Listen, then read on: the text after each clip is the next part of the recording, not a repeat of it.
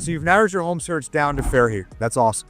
But you're trying to figure out exactly what part of town you want to live in, different neighborhoods. Now, Fairhaven's a pretty small town, but there are some distinct neighborhoods. So in today's video, what we're going to cover are those different neighborhoods, what to expect for an average price range, size, style of house, acreage, all of that.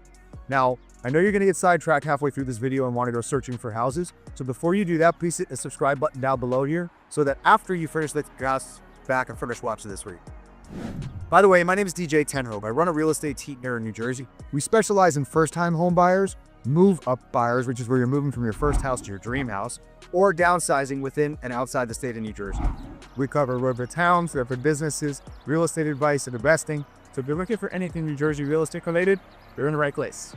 Welcome to the University Streets section of Fairhaven. Now, this has usually been the less desirable section compared to River Oaks, but over the course of the past 4 or 5 years, as River Oaks has largely been completely rebuilt and there's not many older houses there that could be rebuilt, a lot of the builders have been picking off houses here, the older Cape Cods, and renovating or rebuilding those houses as you see here as well. So this is the western section of Fairhaven, so this borders Red Bank on that side. And what you can typically find here are older houses are going to be Cape Cods or ranches. They're typically going to cost you between $800 and $1.1 million. The newer Seashore Colonial houses that you see around me here, these are typically going to be between $1.5 and $3 million. Lot sizes are pretty tight. So you can see there's a lot of density of houses here. They run about 50 to 62.5 wide by about 100 feet deep. So you live in a very densely populated area, but that's part of what people love about Fairhaven is just that you get to be this close to your neighbors. The kids can ride their bikes. You can hear me say this, or walk around the neighborhood. So, unlike River Oaks, where you can have easy access of walking up and down 3rd Street, don't have that in this section, but you do have access to the Knollwood School through Cypress and Park. There's a back entrance. So if you live in these streets right here, the kids can actually get to school without ever having to go on a main road. So very similar to the University Streets as far as size and style of house, you have the Central District or the downtown section of Fairhaven, which sits just east of the University Streets and just west of the River Oaks section, which we'll get to in a minute. If you're new to town and you're driving through here, you actually probably wouldn't even know if you drove from the University Streets into the downtown area because it kind of feels exactly the same. The lot sizes are still 50 by 100. The style of houses are very similar. The only difference is because you're within 2 or 3 blocks of everything in the downtown area, from shopping and dining to all the township complexes, you have a few more cars on the road. So with that ability to be really close to everything, you get a little bit less seclusion. Now, the houses here, again, are on 50 by 100 lots in general. The older Cape Cod houses are going to run you between $800 and $1.1 million. The newer Seashore Colonial new builds are probably going to be in that $1.8 million up to about $3 million for the largest pieces of property as well. One of the biggest bonuses of living in this part of town is its proximity to everything. So if you're moving here to Fairhaven because you want your kids or yourself to be able to walk and ride your bikes everywhere, to school, for the kids, to the friends' houses, to sports, you can do that from everywhere in Fairhaven, but it's a lot simpler when you live in the downtown or central district part of town. Now, if you also watched our video about the school districts in town, you're going to know that 3rd Street here in the central downtown area shuts down in the morning before school, and as the kids are leaving school in the end of the day, it closes just to foot traffic so that the kids have a safe way to get from home to school going up and down 3rd Street. Welcome to the River Oaks section of town. Now, if you've talked to somebody who wants to move to Fairhaven, this is probably the part of town they told you that they were to move to. Runs from Fairhaven Road to Buena Vista between Ridge and River. Why do people want to live here? Well, first off, it's the closest beer tours, so it's adjacent to that. It's also what makes the property values go up. But it's not smack dab in the middle of town. It's a short bike ride or a longer walk down to the downtown area. So it's a little bit less cars and less traffic here. It's a little bit quieter.